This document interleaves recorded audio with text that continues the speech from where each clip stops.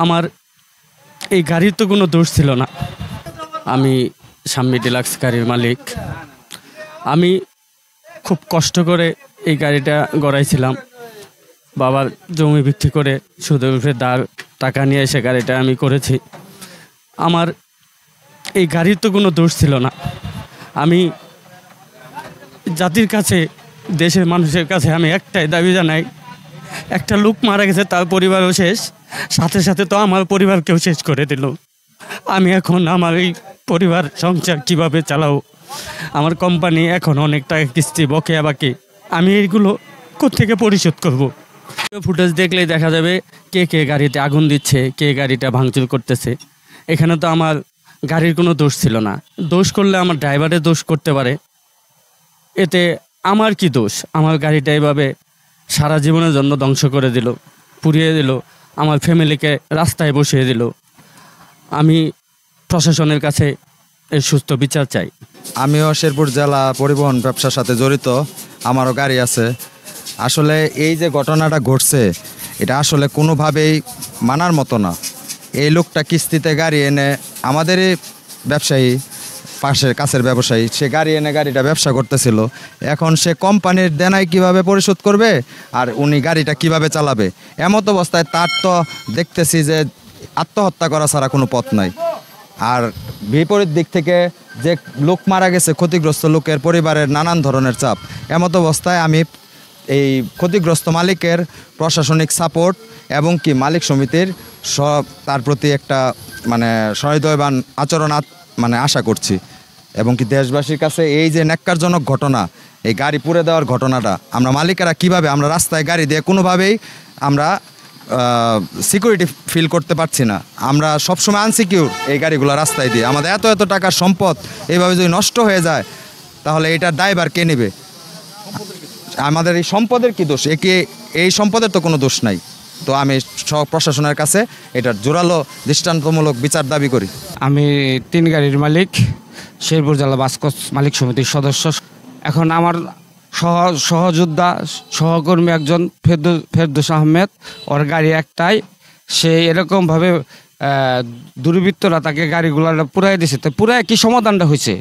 কোনো সমাধান কি পুরায় কোনো সমাধান পাবে? সে সহযোগিতা পাবে কোনো কিছুর? এখন আমাদের প্রশ্ন, যারা এই গাড়িটাকে পুরাইছে তাদের জন্য শাস্তি দাবি হয়।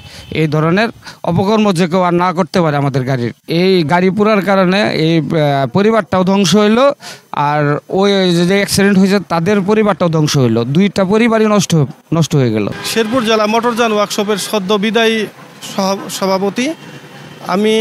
আমাকে এই গাড়িটা দেখানো হইলো কাজের জন্য, যে গাড়ি পোড়ার যে অবস্থায় এখন আছে এই গাড়িটা গর্দা ছাড়া আর কিছু নাই।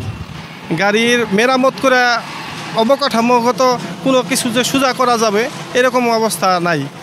এখন যে টাকা ব্যয় করে এই গাড়িটা মেরামত করার চেষ্টা করবে, ফুললি নতুন গাড়িও এর চাইতে হয়তো বা খরচ কম লাগবে। এই ক্ষেত্রে ভাঙতে যে টাকাটা ব্যয় হবে এটাই লস। এই গাড়িটা পুনর্নির্মাণ করার কোনো সুযোগ নাই। আমি মহাজনকে পরামর্শ দিছি যে এই গাড়ির গর্দা দরে বিক্রি ছাড়া আর কিছু করার নাই। আমাদের মেকানিক্সের সকলেই এই গাড়িটা দেখছে এবং আমরা প্রায় একটা গাড়িতে 17 প্রকারের মেকানিক্স লাগে। 17 কাজই এখানে একেবারে পুরোপুরি নতুন রূপেই করা লাগবে। শেরপুর জেলা সড়ক শ্রমিক ইউনিয়নের সভাপতি। ওই শাম্মী ডিলাক্স গাড়িটা যখন শেরপুর থেকে ঢাকার উদ্দেশ্যে রওনা দেয়, তখন কিছু দূর যায় সে একটা পাম্প আছে, পাম্পের সামনে যে আমতলার আগে আর কি, বাসতলা করে একটা জায়গার নামে, ওই জায়গায় গাড়িটা অ্যাক্সিডেন্ট হওয়ার পরে ড্রাইভারটা গাড়িটা রেখে পলায় যা।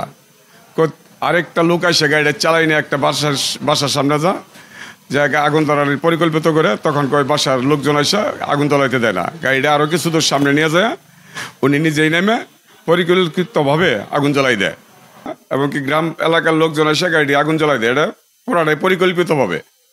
আমি প্রশাসনের কাছে এই গাড়ির ক্ষতিপূরণ বা শাস্তির দাবি করি ওদের প্রতি। আমি শেরপুর জেলা বাস মিনিবাস মালিক সমিতির ভারপ্রাপ্ত সভাপতি। গাড়ি রোডে চললে অ্যাক্সিডেন্ট হবেই। কোনো ড্রাইভার চায় না যে একটা মুরগি মারতে, তারপরও অ্যাক্সিডেন্ট হয়। এই অ্যাক্সিডেন্ট হইলে আমরা বৈশা যে মারা যায় তাদের সাথে একটা আপোষ মীমাংসা করার, কিন্তু গাড়ি তো অপরাধী না। গাড়িটারে কেন আগুন দিয়ে পুড়ে দিল, একটা যে মারা গেল সেও মারলো, গাড়ির মালিকেরও ধ্বংস করে দিল। এই গাড়ির মালিক তার এই গাড়ির উপরে তার সংসার নির্ভর করে, সে খুব ক্ষতিগ্রস্ত।